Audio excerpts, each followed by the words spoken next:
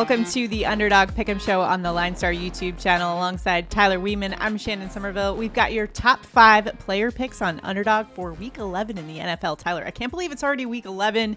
We're halfway through the NFL season. This is crazy. It's just flying by. What are your take? What's your take on Week 11 here? We got some good matchups.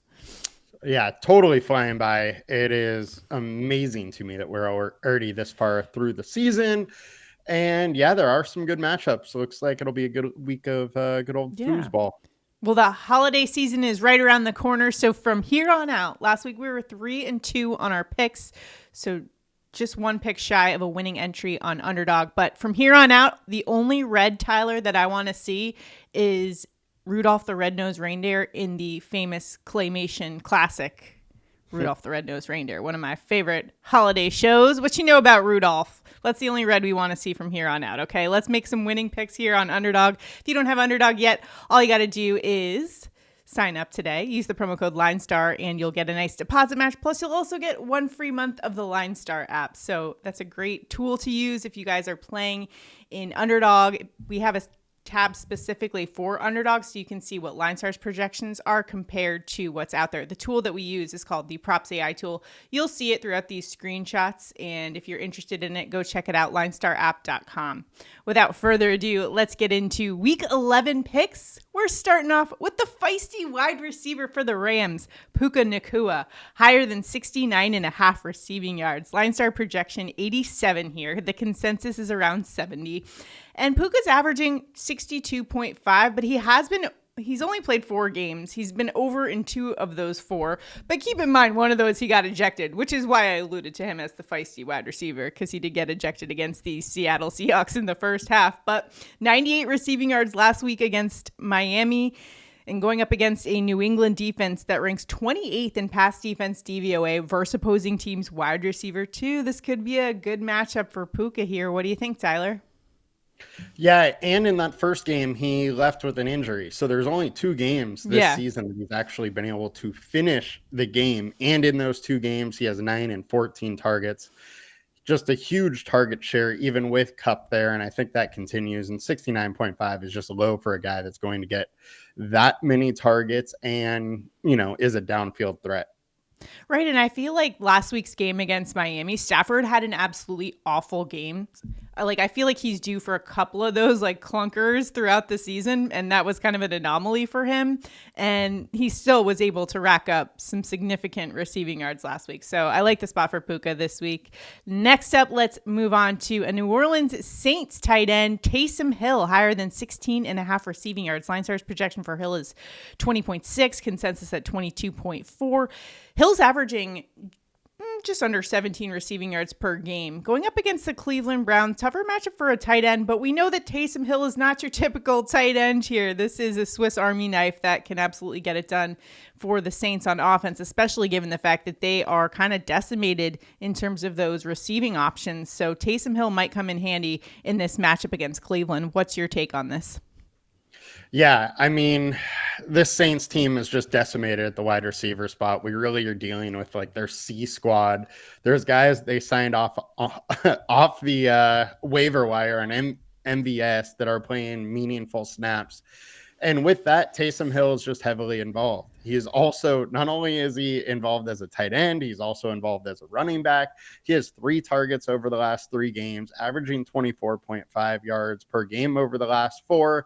And I predict that he will be once again heavily involved in this game versus the Browns. And he's just such a Swiss Army knife that I like betting on him.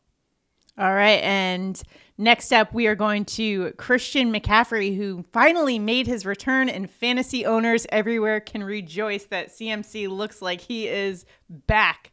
Higher than 27.5 receiving yards is where we're targeting this week, but LineStar's projection for CMC's receiving yards is around 39, consensus projection 37, and keep in mind he averaged around 35 last year. Going up against Seattle, they do rank 6th in terms of pass defense DVOA versus the running back position, but this is CMC we're talking about. How are you not going to hammer the over here? What do you think, Tyler? I mean, the dude had 68 receiving yards last week. We're versus Seattle, who's been solid versus running back, but it is a positive matchup for him in the receiving game. They're allowing 31.4, and we're not dealing with your average running back here. It is CMC, Yeah, so love the over absolutely on love it. CMC's receiving yards. All right, so those are our top 3 picks for Underdog, according to the PropsAI tool on the LineStar app. Again, make sure to check that out at linestarapp.com. Now it's time for Tyler and I to give our favorite picks of the week on Underdog. So week 11, Tyler, who you rolling with?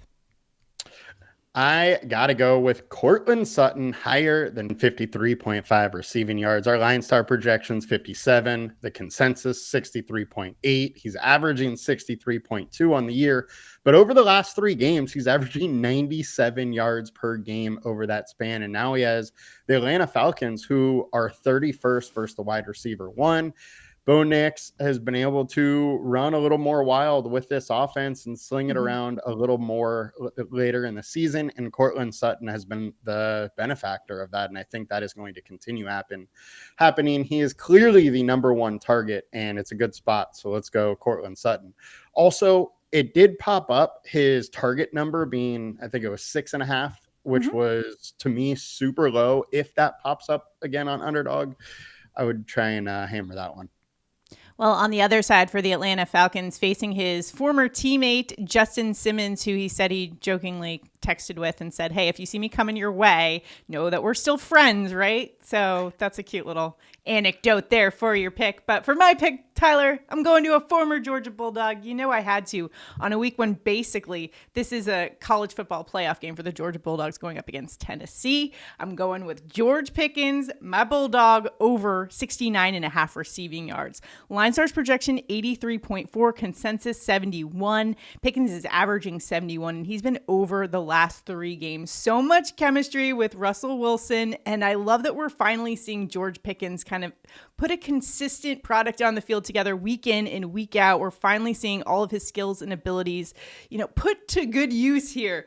Much better under this offensive scheme than last year's for the Steelers, but they're in a tougher matchup, going up against the Baltimore Ravens, but they have struggled. Their Achilles heel this season has been the passing defense. 32nd in pass defense DVOA versus wide receiver 1s rather. That is going to be trouble going up against George Pickens, who I think has the skill level. Put him up there with anybody. I know I got hit in the comments for calling George Pickens one of the best wide receivers in the game, but I mean, he's got the skill set. It was just we weren't seeing a consistent product on the field week in and week out. I think we're kind of starting to see that, just making unbelievable catches week in and week out. Looks like a Cirque du Soleil acrobat out there. Just insane ability. And keep in mind, against this Baltimore Ravens defense, we just saw Jamar Chase take a blowtorch to them. 264 receiving yards for him last week. Courtland Sutton the week prior, 122. Cedric Tillman for the Browns put up 99. I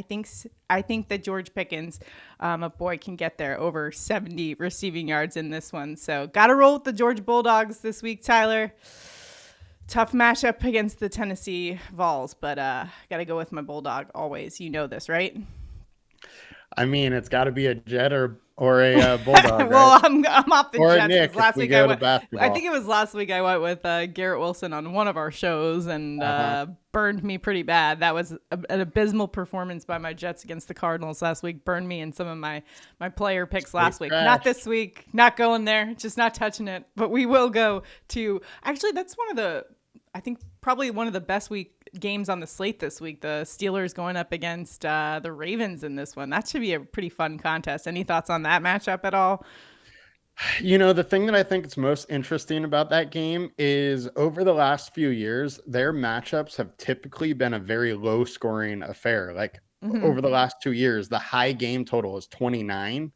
But this year, the Steelers offense kind of rolling. They've been scoring a lot of points. The Ravens offense has just been insane this year, scoring a ton of points. So I'm interested to kind of see how that game goes. If it goes the way of the offense or more the typical kind of Ravens, Steelers smash mouth, low scoring kind of affair.